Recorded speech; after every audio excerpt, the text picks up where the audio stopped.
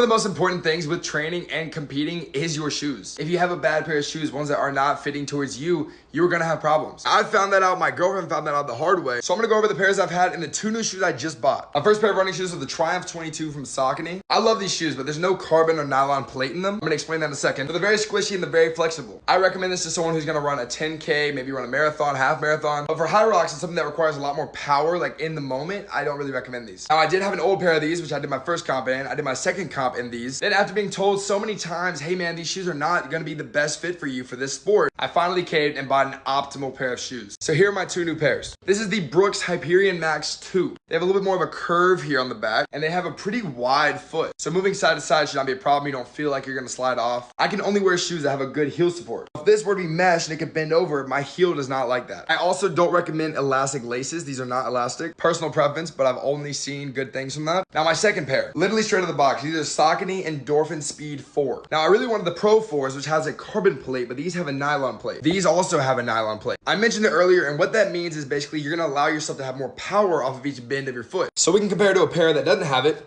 to compare to a pair that does have it. So if it's really this stiff, whenever you push, it's gonna pop right back into place. That's the point of having that plate. So initially I wanted the Pro 4s, but they have a mesh heel, which I cannot do. These, the Speed 4s, have a very strong supportive heel, except they have a nylon plate, not a carbon plate. Carbon plate ones are meant for like competition day. A lot of people recommend you to like only wear them for comp. I don't like that idea. I don't like having a pair of shoes I can only wear for a few times and then they're done. I also don't want to change shoes as I'm going into a comp. I want to train in the shoes I'm gonna compete with so I'm comfortable. So that's what these are for. Probably the most important thing I'm about to say this entire video. Whenever you buy a new pair of shoes, please do this one thing. Take out your insole, put it on the ground, and put your foot on it. Make sure it actually has enough room for your foot, because it's very often you'll find a pair of shoes that the insole is way too small for your foot, and that will lead to so many problems. For example, if it's really tight on the sides of your foot will constantly want to push forward, so you'll be tying your shoe tighter and tighter. I've done that before. I ended up tying the shoes way too tight. I literally lost like blood flow to my foot. My feet were tingling while I was running, and they just had red marks when I was done my run. So when we come back to my opinion of running shoes, if you're looking for like longer distance running and you're not looking for like the Hyrox exercise explosiveness, the Triumph 22 from Saucony is amazing. So far, if I had one shoe that I could wear my entire life that would kind of work for everything good enough, it would be those. I'd recommend for Hyrox, I really like these. I bought these today and I have not tried them out yet, but I would love to give you an opinion tomorrow. When I'm getting a new pair for Hyrox, I'm looking for the plate, nylon or carbon. I'm looking for good heel support. I'm looking for my foot to match the insole. I'm looking for non-elastic shoelaces, which you can also replace yourself. I'm looking for something that has good support on the sides of my feet so I don't feel like my feet are gonna slip over. I also personally like a little bit more of a firm foot for Hyrox and a little bit softer for longer distance running. It's okay to have multiple pairs of shoes, so you can balance that. But I've always been a bigger fan of Saucony, so me trying Brooks is something new. But I will tell you, you guys recommend me shoes, I would love to try anything. I'm so open, because this is all coming from advice of a gym bro guy who does not have any study or